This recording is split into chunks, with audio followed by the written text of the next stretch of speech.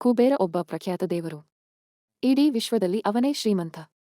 ಅವನು ಸಂಪತ್ತಿನ ಒಡೆಯ ಮತ್ತು ಎಲ್ಲವನ್ನೂ ಸಂಗ್ರಹಿಸುತ್ತಿದ್ದ. ಒಂದು ದಿನ ಕುಬೇರನು ಶಿವ ಮತ್ತು ಪಾರ್ವತಿ ಸೇರಿದಂತೆ ಅನೇಕ ಅತಿಥಿಗಳನ್ನು ಭೋಜನಕ್ಕೆ ಆಹ್ವಾನಿಸಿದ್ದ. ಆದರೆ ಅವರಿಬ್ಬರೂ ಭೋಜನಕ್ಕೆ ಹಾಜರಾಗಲು ಸಾಧ್ಯವಾಗಲಿಲ್ಲ.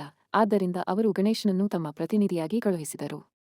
ಕುಬೇರನ ನಡವಳಿಕೆ ಹೇಗಿದೆ ಎಂಬುದನ್ನು ಗಣೇಶ ಗಮನಿಸಿದನು ಮತ್ತು ಅವನು ತನ್ನ ವರ್ತನೆಗಳನ್ನು ಸಡಿಲಗೊಳಿಸಲು ನಿರ್ಧರಿಸಿದನು. ಆಗ ಗಣೇಶನು ಭೋಜನವನ್ನು ವೇಗವಾಗಿ ತಿನ್ನುವುದಕ್ಕೆ ಪ್ರಾರಂಭಿಸಿದ. ಇತರ ಅತಿಥಿಗಳಿಗೆ ಏನನ್ನು ಬಿಡದೆ ಎಲ್ಲ ಆಹಾರವನ್ನು ಮುಗಿಸಿದ. ಆದರೂ ಅವನ ಹಸಿವು ನೀಗಲಿಲ್ಲ. ಆದ್ದರಿಂದ ಅವನು ಕುಬೇರನ ಸಂಪತ್ತಿನ ಕೊಠಡಿಗೆ ಪ್ರವೇಶಿಸಿ ಎಲ್ಲಾ ಚಿನ್ನ ಮತ್ತು ಶ್ರೀಮಂತಿಕೆಯ ವಸ್ತುಗಳನ್ನು ತಿನ್ನಲು ಪ್ರಾರಂಭಿಸಿದನು. ಇನ್ನೂ ಅತೃಪ್ತಿ ಹೊಂದಿದ್ದ ಗಣೇಶನು ನಂತರ ಕುಬೇರನನ್ನು ತಿನ್ನಲು ಮುಂದಾದನು. ಅವನು ತನ್ನ ರಕ್ಷಣೆಗಾಗಿ ಕೈಲಾಸ ಪರ್ವತಕ್ಕೆ ಓಡಿದನು.